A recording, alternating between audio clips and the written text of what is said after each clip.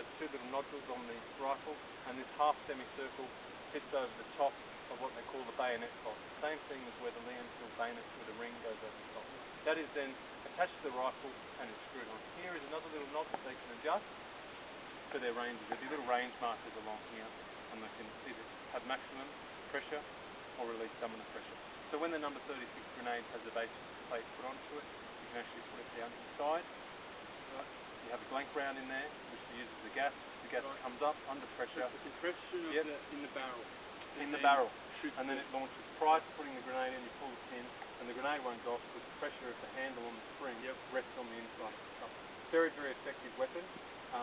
As I said, one of the veterans I spoke to, John Orchard, he told me that this was gold up here. And you think about when they didn't have, mortars as accessible as the Japanese. They didn't have, automatic weapons. Every man didn't have an automatic weapon or anything like that. This is a gold. You could actually put it, how far can you throw a grenade in relation to how far you can fire one out of the rifle? Obviously when you fired it from the rifle, you'd place the butt down into the ground and then off you go. Yeah, you wouldn't fire it. The base plate?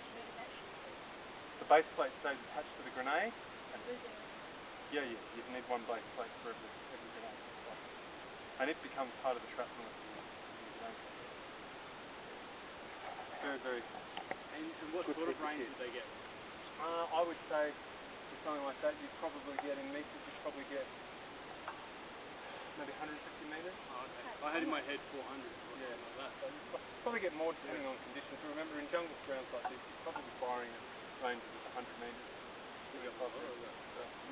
Alright, now, another thing I want to show you, there is this Japanese mountain gun. You can only throw 130. Yeah, right. Japanese mountain gun. Remember I said that the independent companies, had brought had seen that the Japanese had two larger weapon systems up at WWII Ridge. I believe this comes from that this ammunition was used on those type of weapons, where we'll see the mountain gun that they commonly refer to. There's more ammunition spent shells up there, but this one obviously is one that is put together. You feel the weight of that. Imagine just carrying these across. See the Japanese writing on here. I believe it means mountain and 94 if you refer to the Bill James book. So this is proof that the Japanese certainly had bigger pieces of artillery up here. It's not having a gun. That Japanese stuff. Yep. And that Australian stuff. Well, that's an Australian bottle.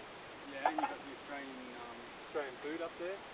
What's happened to Japanese pants, helmet. Well, what happened here, and in a moment we'll go up and I'll show you where I told you to remember the open part of Eora Creek at the top before we came down. Well, the Japanese, when they were withdrawing back, so they withdrew back from WWII Ridge, they held the Australians up at Templeton's Crossing, but they concentrated their delaying force up here at above Eora Creek. And it was the 16th Brigade, whom we're going to talk about the Manusky brothers soon, who were tasked with clearing the Japanese out from this area. So why don't we all go now and have a look at why this position was so important.